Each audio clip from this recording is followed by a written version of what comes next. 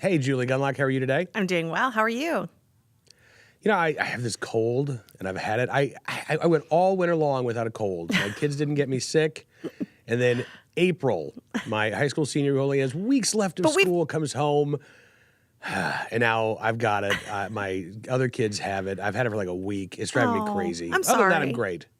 You don't sound too bad. So you've still got your, great voice. So that's good. But there's been snow in April. I feel like it's still winter. I've got a sweater on. It's cold outside. I know, right? It's awful. Anyway, if that's the worst thing going on, that's all right. So, right. Let's talk about a couple of things. I know you want to talk about what the FDA is doing with vaporizers, right. And this fascinates me because again, as somebody who smoked for a long time and has struggled with quitting, even after his wife was diagnosed with lung cancer, struggled with quitting. I have heard so many people talk about, it was vaping that made me able to stop smoking. Now, look, I suppose in the grand scheme of things, would you prefer people, not vape, not smoke for their health? Okay, sure, whatever. Right. But is vaping the lesser of two evils? I think so, by far. Yeah. And yet, you got the FDA moving to, they're going to change the levels of nicotine in cigarettes so that they're quote unquote non-addictive, which I think is probably going to make people smoke more, not less. Yeah. But okay. Yeah. Right. And then they're declaring war on vaping as well, it sounds like. Yeah. It's very concerning. Look, if you look at, the medical community in the UK, for instance, they recognize it as a smoking cessation method. Doctors there actually recommend people switch to vaping.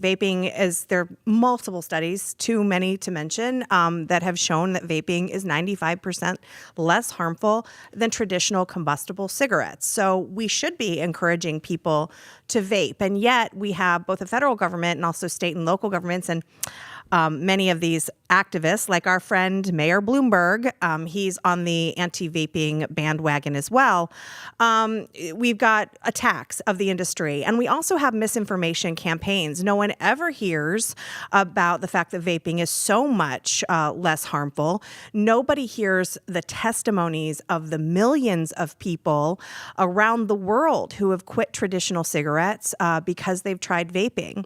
One interesting thing that I've been doing research on is that if you look at the FDA, what the FDA does promote or approve of for smoking cessation are patches and gum. And I'm not kidding you, just cold turkey quitting. Okay, those are the three methods. They say just stop and patches and gum. Okay, those two methods, patches and gum, really are not helpful for everyone. A lot of people don't have great success with them. And part of the reason is because you do none of the hand-to-mouth action. You don't go outside, every hour. There are things that you miss, sort of psychological things that you miss about the smoking that aren't present with the patch and the gum.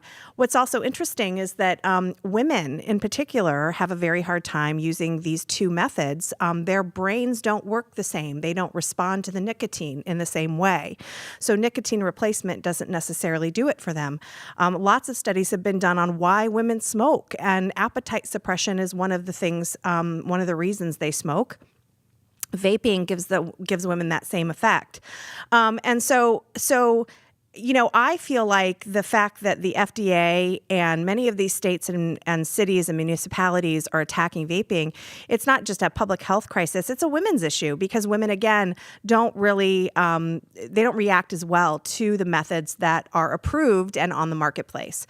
So the FDA just came out and said that one particular vaping device called Juul, which is very popular with teens. They say they're going to crack down on Juul, and they've requested a bunch of information, Juul's safety information and health information, and also how they market the product. So I think this is kind of a provocative move by the FDA, and I really hope it doesn't harm the industry.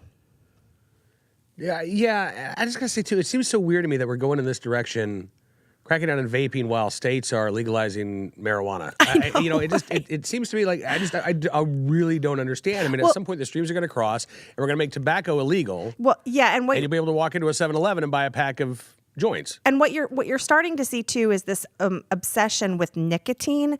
So vaping does not contain the liquid, the e-liquid they call it. Excuse me, does not contain tobacco. So these are tobacco-free products.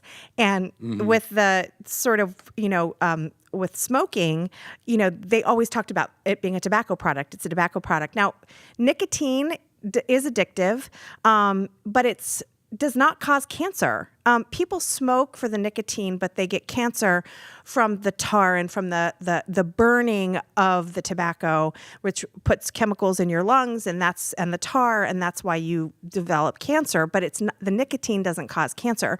So now what we're starting to see with the vaping issue is the public health and the anti-smoke activists, smoking activists, are now starting to say, "Oh, it's nicotine. It's nicotine we're worried about. Oh, it's terrible. It's terrible. It's addictive. It's nicotine." Nicotine. I don't want my kids vaping, but it's and I don't want to. I don't want to take nicotine into my body, but it's not this dangerous. It doesn't, it doesn't cause death the minute you have nicotine in your body.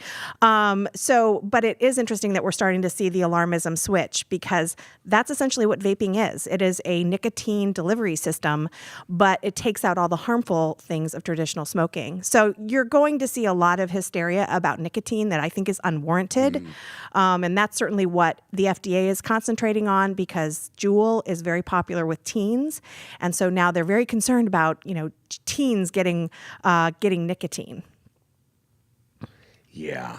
Meanwhile, they're putting Narcan in middle schools now, Julie. So maybe. Well, I mean, let's talk about like what percentage of boys in schools are on Ritalin. I mean, look, kids are getting things in their bodies, that are all the time. So, and I just would say, as a mother, now I certainly do not want children to smoke. I don't want children to vape. There is a reason it is illegal. It's a federal law that you cannot purchase a vape device or e-liquid until you are 18 years old. And some states even raise it higher to 21. Some states have 19 as the age.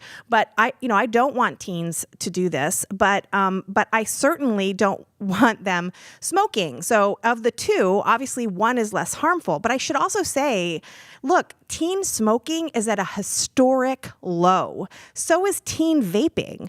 I mean, there's all these, you would think, you look at the news, you would think every kid is vaping. It's lower than it's ever been since the devices have been introduced in the marketplace.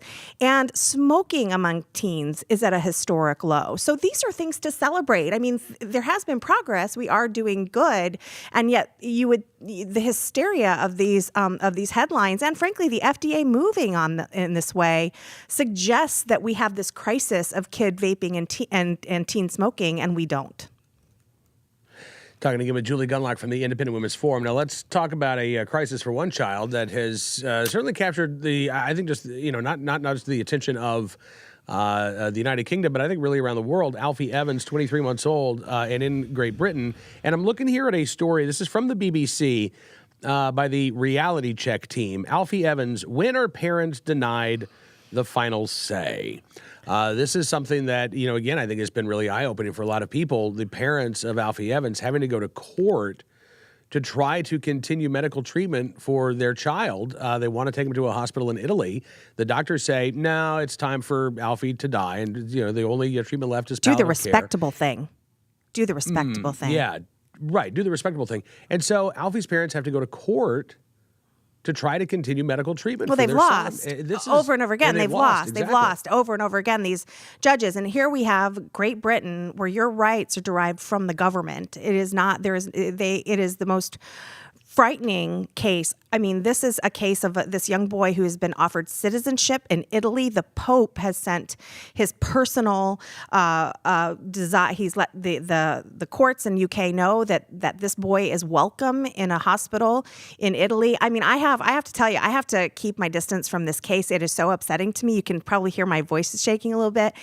As the mother of 3 young boys, it breaks my heart. And to think of those parents unable to help their child. There are guards now keeping that boy in that hospital. They literally will not let those parents take this boy to a waiting airplane where he will be flown to Italy and treated there. I mean, I'm getting goosebumps. I'm so angry about this.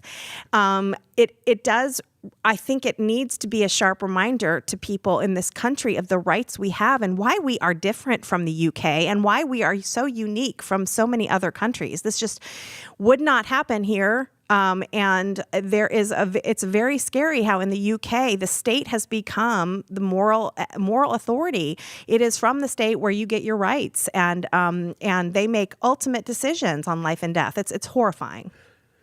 Yeah, it is. I asked, and I didn't ask facetiously on Twitter last night, what individual rights do the Brits have left? I saw that. And and here's the thing, like, so it's gotten me a lot of retweets and a lot of comments and a lot of snarky comments.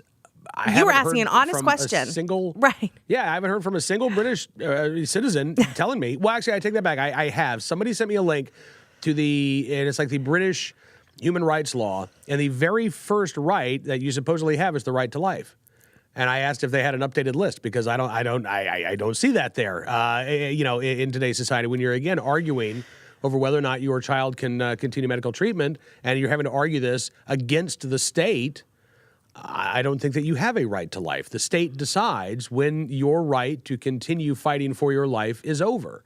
Again, if you don't have that basic right of life, what else do you have? If your life is not your own, if it's up to the state ultimately to decide when you live and when it's time for you to die, what rights do you actually possess? And what rights do parents possess over their children? I've seen it in this country, the creeping